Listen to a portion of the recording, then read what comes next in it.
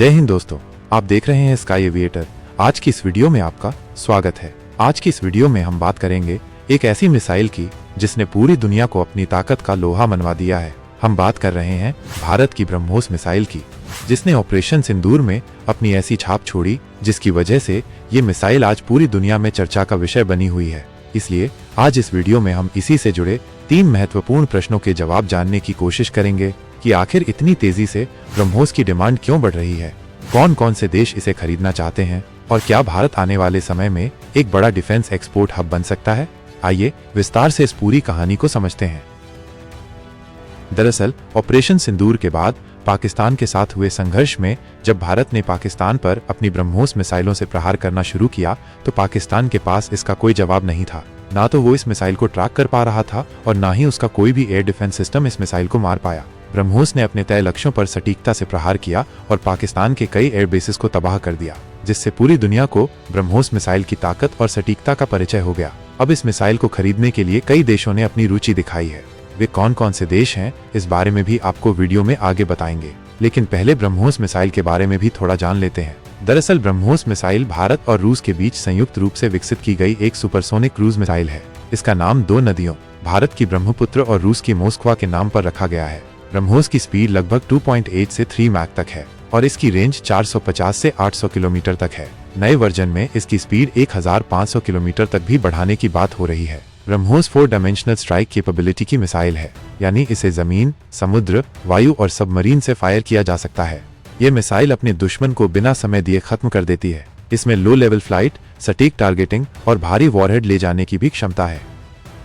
अब बात करते हैं इस वीडियो के अपने पहले प्रश्न, यानी आखिर क्यों इतनी तेजी से ब्रह्मोस की डिमांड बढ़ रही है। दरअसल पिछले कुछ सालों में पूरी दुनिया में सुरक्षा का माहौल काफी बदला है। चाहे वो इंडो पैसिफिक रीजन में चीन का आक्रामक रुख हो, रूस यूक्रेन युद्ध हो, मिडिल ईस्ट में लगातार बढ़ता तनाव हो या फिर छोटे देशों को भी आत्मरक्षा की जरूरत हो। और जैसा कि हमने इस वीडियो के शुरुआत में भी बताया कि ऑपरेशन सिंदूर में इसकी सफलता ने भी कई देशों को अपनी ओर आकर्षित किया है। इसीलिए ऐसे में ब्रह्मोस जैसी सुपरसोनिक, मल्टी प्लेटफॉर्म और भरोसेमंद मिसाइल हर देश की पसंद बनती जा रही है। भारत सरकार की डिफेंस एक्सपोर्ट पॉलिसी 2025 भी इसका बड़ा कारण है। मोदी सरकार के तहत भारत का focus make in India, make for the world पर है और ब्रह्मोस इसका सबसे चमकता सितारा है। अब बारी है इस वीडियो के दूसरे प्रश्न की कि कौन कौन से देश ब्रह्मोस मिसाइल को खरीदना चाहते हैं। जनवरी 2022 में फिलीपींस ब्रह्मोस मिसाइल का पहला खरीदार बना था। तब भारत और फिलीपींस के बीच ब्रह्मोस का $375 मिलियन का एक बहुत बड़ा करार हुआ था। ये डील साउथ चाइना सी में चीन के खिलाफ फिलीपींस की सैन्य तैयारियों का हिस्सा है। अब जिन देशों ने ब्रह्मोस में रुचि दिखाई है उनमें Vietnam, Indonesia, Malaysia, Thailand, UAE, Saudi Arab, Argentina, Brazil, दक्षिण अफ्रीका, कुल मिलाकर 15 से ज्यादा देशों ने या तो ब्रह्मोस को लेकर बातचीत शुरू की है या फिर रक्षा एग्रीमेंट साइन करने की प्रक्रिया में है। अब जानते हैं अपने तीसरे और आखिरी प्रश्न के बारे में कि क्या भारत आने वाले समय में एक बड़ा डिफेंस एक्सपोर्ट हब बन सकता है।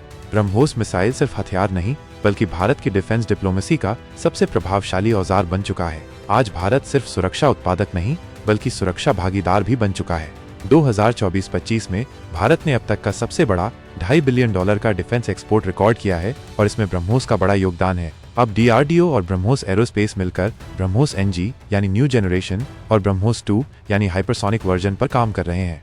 ब्रह्मोस NG एक छोटी, हल्की और तेज मिसाइल है जिसे फाइटर जेट से लॉन्च करने के लिए डिजाइन किया गया है और ब्रह्मोस 2 एक हाइपरसोनिक मिसाइल है जिसकी स्पीड मैक 7 तक होगी। इनसे भारत की रक्षा तकनीक अगले स्तर पर पहुंच जाएगी और आने वाले समय में भारत एक बड़े डिफेंस एक्सपोर्टर के रूप में सामने आएगा।